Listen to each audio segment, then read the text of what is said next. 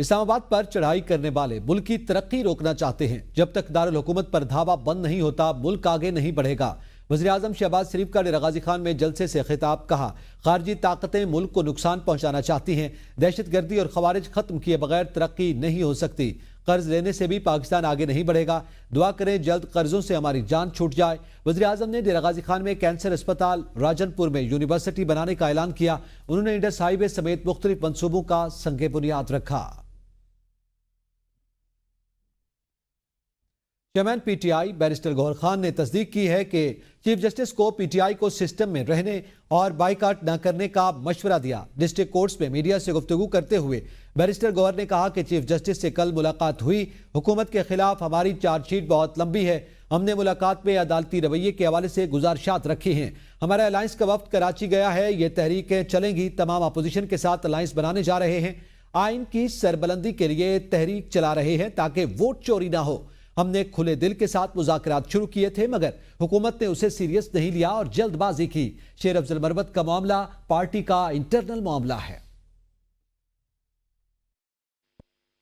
Chief justice صاحب نے کل ہماری ملاقات ہوئی تھی اور چیف جسٹس صاحب کے سامنے آلدو حکومت کے خلاف تو ہماری چارج شیٹ بڑی لمبی ہے، تو عدالتی رویے سے ریلیٹڈ ہم نے اپنی گزارشات ان کے سامنے رکھی ہے۔ الائنس کی ایک وقت ضرور گیا ہوا ہے، یہ ہماری تحریک تو ضرور چلے گی، ساری جو اپوزیشن پارٹیز ہیں ان کے ساتھ ہم الائنس بنانے جا رہے ہیں اور عدلیہ کی آزادی کے لیے ہم ایک جیسا تحریک چلائیں تاکہ آئندہ کوئی ووٹ ہو تو وہ چوری نہ ہو۔ کہ جہاں تک مذاکرات کا تعلق ہے تو ہم نے تو بڑے کھلے دل کے ساتھ مذاکرات شروع کیے تھے۔ دیکھو حکمت عملی بالکل سامنے ہے، جہاں تک مروت صاحب کا تعلق ہے تو وہ ہمارے پارٹی کا انٹرنل معاملہ ہے۔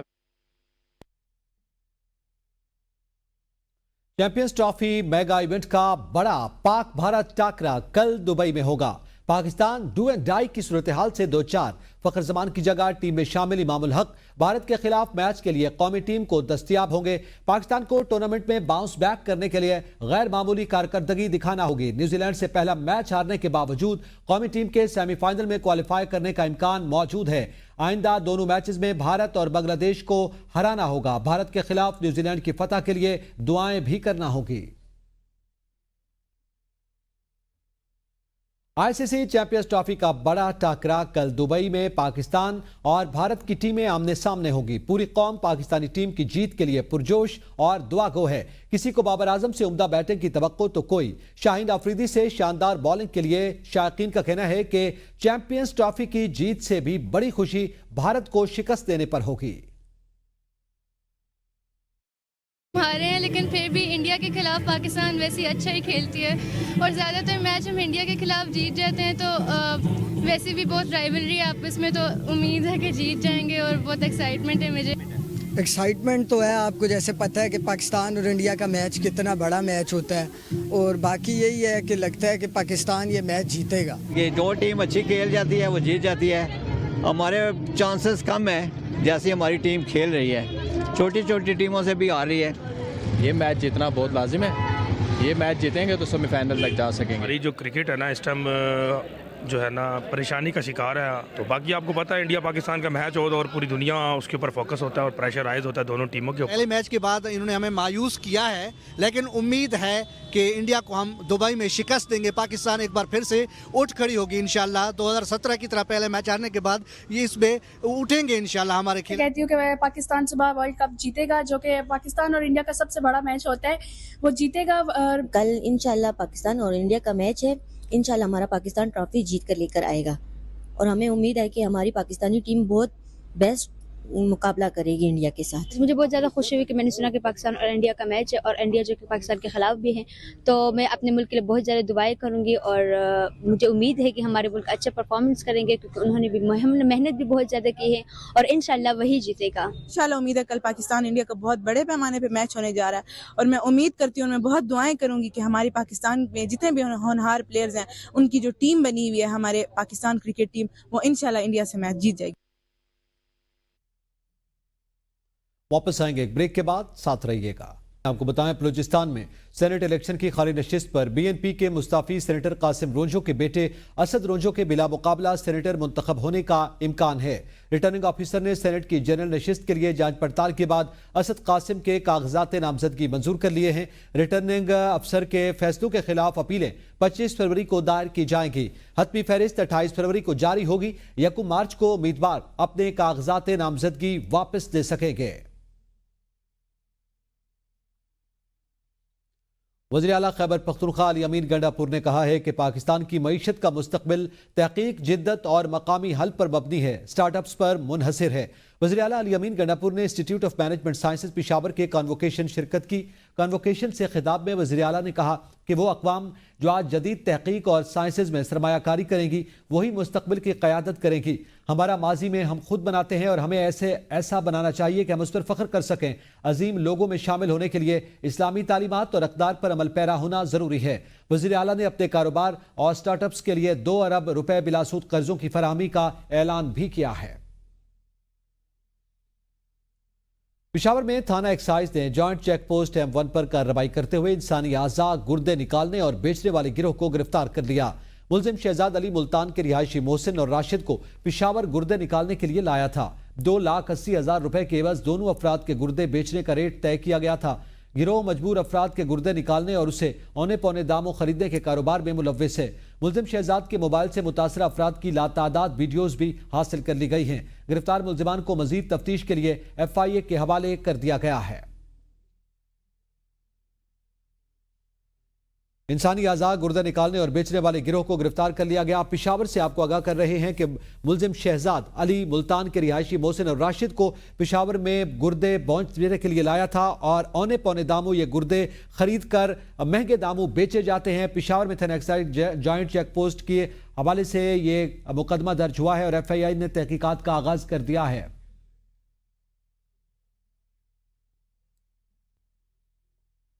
गलियात के थाना छांगला गली की हदूद में वाक़े सैर गरबी में मामूली तल्ख कलामी पर नौजवान को एक मुलजिम ने छुरी मारकर कत्ल कर दिया। पुलिस ने मौके पर पहुंचकर लाश तहवील में ले ली और पोस्टमार्टम के लिए मुंतकिल कर दिया। पुलिस ने मुकदमा दर्ज करके मुलजिम की तलाश शुरू कर दी। कराची की इंसदाद दहशतगर्दी अदालत में मुस्तफ़ा आमिर के अगवा और कत्ल केस की समाअत। पुलिस ने केस में मजीद 2 सहूलतकारों और एक लापता लड़की का नाम जाहिर कर दिया। पुलिस को मुलजिम अरमगान के गैर कानूनी सरगर्मियों और मनी लॉन्ड्रिंग में भी मुलव्विस होने का शुबा है। पुलिस की जानिब से अदालत में जमा करवाई गई रिमांड रिपोर्ट में मजीद इंकशाफात सामने आ गए हैं। मुलजिमान का वक़ुआ से 1 रोज कबल जोमा नामी लड़की पर भी तशद्दुद का एतराफ सामने आया है।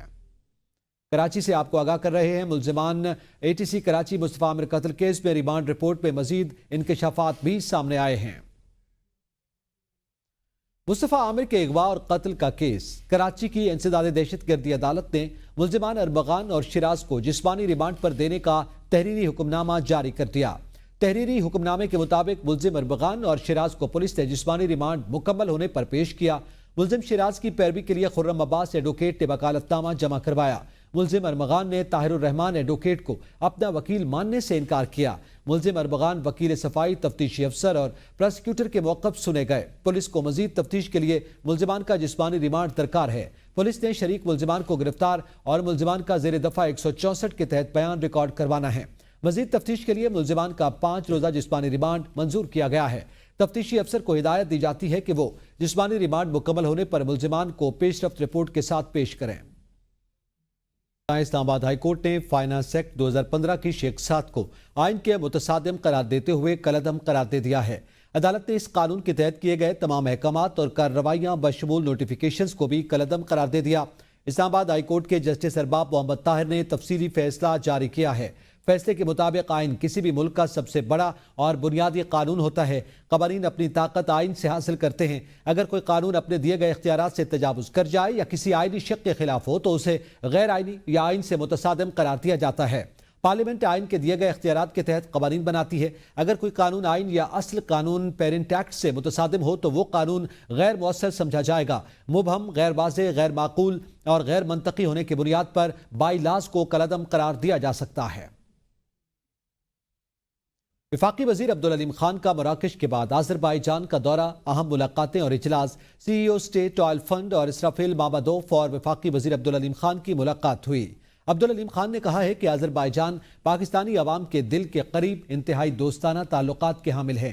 पाकिस्तान में आज़रबाईजान के सरमायाकारों के लिए नुमाइशी मराकज़ के क़याम के मुतमन्नी हैं। Azerbaijan Pakistan chamber of commerce का क़याम खुशाइंद और दुरुस्त इक़दाम है। दोनों ममालिक B2B की सतह पर सरगर्मियों को फ़रोग़ देकर इन्वेस्टमेंट बढ़ा सकते हैं। वफाकी वज़ीर की Azerbaijan state oil company Sokar के प्रेसिडेंट रुशान नजब सोफाज के CEO इसराफिल मामादोफ से मुलाकात हुई। अब्दुल अलीम खान ने कहा कि सफ़ीर आज़रबाईजान खिज़र फरादोफ का दोनों ममालिक को नज़दीक लाने में अहम किरदार है। लॉ अफसरान की तैनाती से मुतालिक तरमीमी एक्ट 2024 पेशावर हाई कोर्ट में चैलेंज कर दिया गया। दरखास्त नसरुल्लाह ने सुल्तान मोहम्मद खान एडवोकेट के तवस्सुत से दायर की।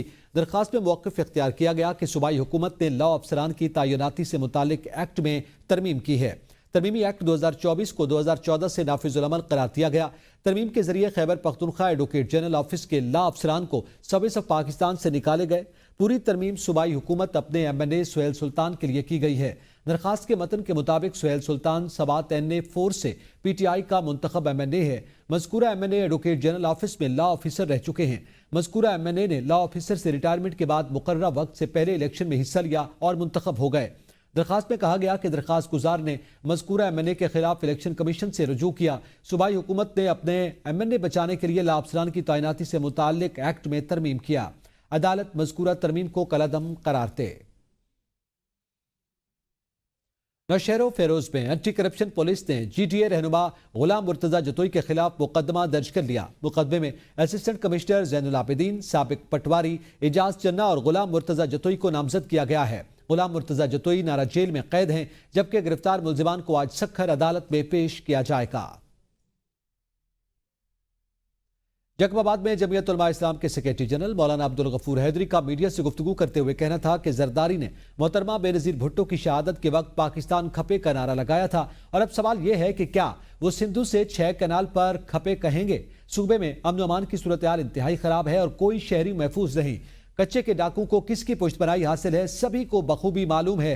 बलूचिस्तान में सूरत हाल 1971 के बांग्लादेश की मानद हो चुकी है, जहां बलोच अवाम सड़कों पर आ गए हैं। न्यूज़ स्टूडियो से फिल वक्त इतना ही। देखते रहिए ABN न्यूज़, कौम की सोच।